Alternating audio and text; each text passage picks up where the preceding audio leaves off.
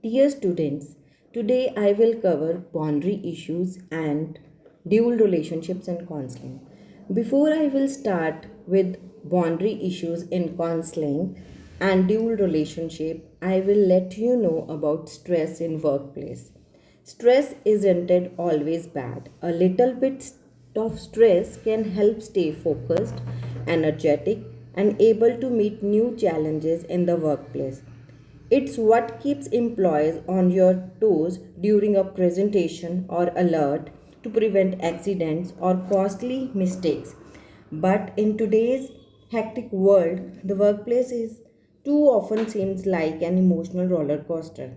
For example, long hours, tight deadlines, and ever increasing demands can cause a feeling of being worried, drained, and overwhelmed. And when stress exceeds the ability to cope, it stops being helpful and start causing damage to the mind and body as well as the job satisfaction. If stress on the job is interfering with performance, health, or personal life, it's time to take action. So, it is necessary to reduce manage stress in workplace for better productivity. There are number of steps that are recommended to reduce stress in workplace. Maintaining good management, creating a cordial climate, assuring that individuals know their roles and tasks, training on stress awareness and stress management, training line managers to help employees handle stress, seek medical and professional help when needed, and providing counseling services to the employees. Now, what are the boundary issues in counseling? Boundaries are crucial aspect of any effective client counselor relationship. They set the structure for the relationship and provide a consistent framework for the counseling process. Some boundary lines are clear, however, there are numerous situations where the delineation of boundaries is less clear. These situations fall outside of the formal code of ethics and lie instead in the ambiguous gray area. Boundaries are guidelines that are based on the basic principles of the counselor practitioner code of ethics. There are five principles of therapeutic boundaries. Corey 1996 briefly outlines five principles in which therapeutic boundaries are based upon. Number one, beneficence. Number two, non maleficence. Number three, autonomy. Number four, justice. And number five, fidelity. Now, what is beneficence? A counselor must accept responsibility for promoting what is good for the client with the expectation that the client will benefit from the counseling sessions.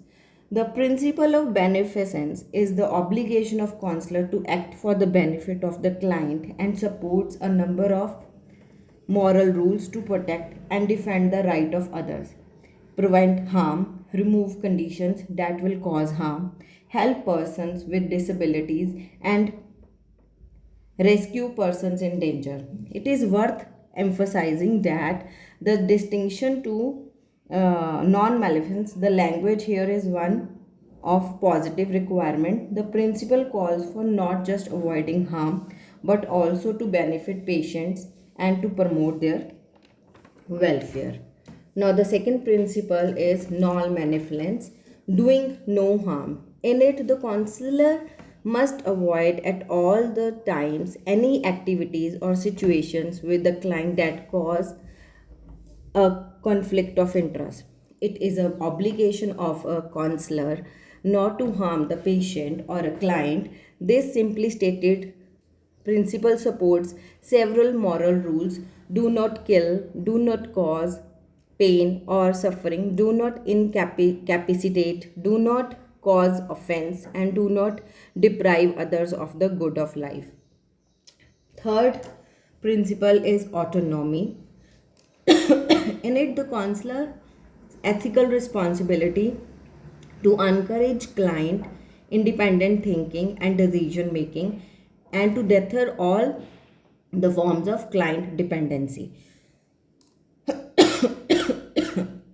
The philosophical underpinning for autonomy, as interpreted by philosophers Immanuel Kant and John Stuart Mill, and accepted, have intrinsic and unconditional worth, and therefore should have the power to make rational decisions and moral choices, and each should be allowed to increase his or her capacity of self determination. This ethical principle was affirmed in a court decision by Justice Cardozo in 1914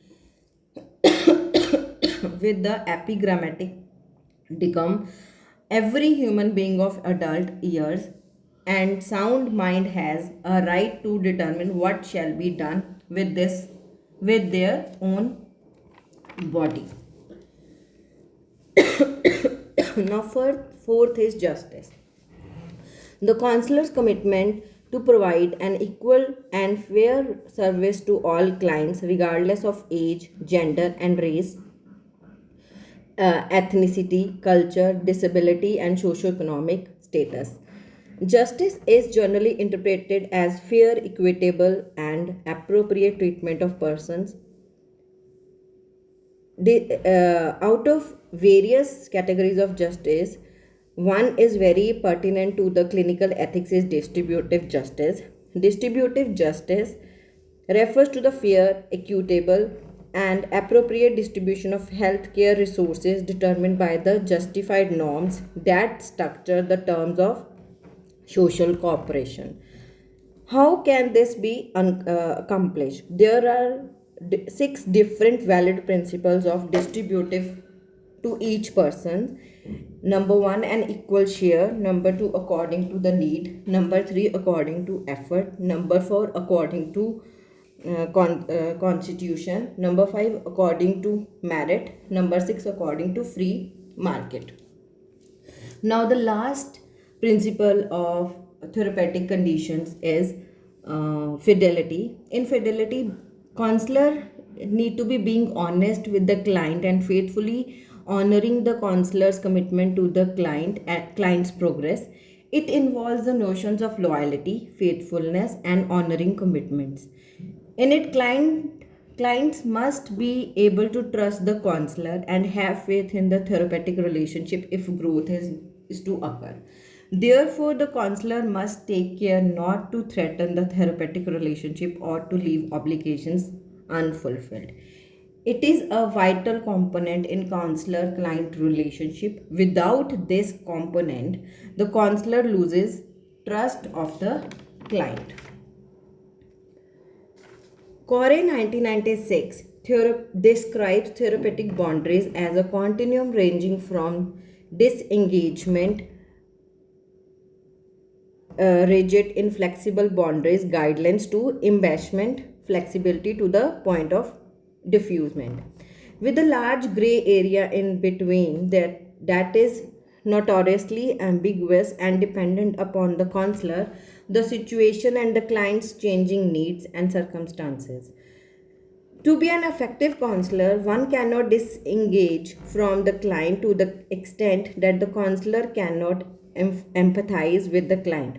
This is not the purpose of counseling and is counterproductive to the therapeutic relationship.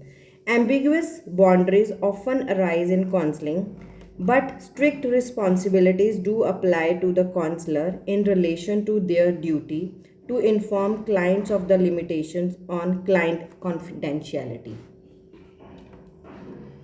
Now, another topic related to the counseling is dual relationships in counseling.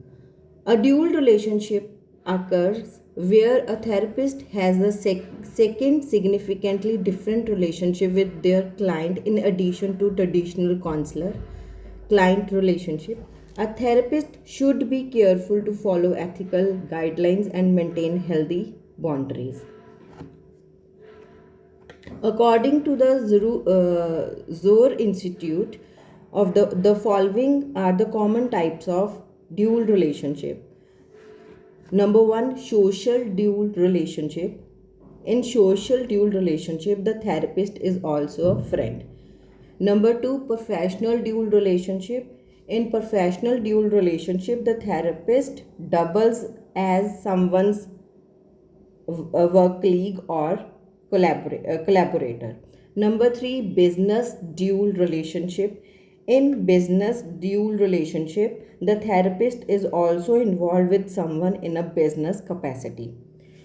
Number four, communal dual relationship. In communal dual relationship, both the therapist and clients are members of a small community and will likely to run into each other or be involved in the same activities outside of the office. Number five, institutional dual relationship. In this, the therapist serves an additional role inherent to a particular institution, such as a prison, hospital, or military base. For example, a therapist could be a person's counselor and their parole evaluator. Next, forensic dual relationship. In forensic dual relationship, the therapist is a counselor as well as a witness in legal treats or hearing involving his or her client. In supervisory dual relationship, the therapist is also responsible for overseeing and supervising the client's development as a professional therapist, as often occurs in educational settings.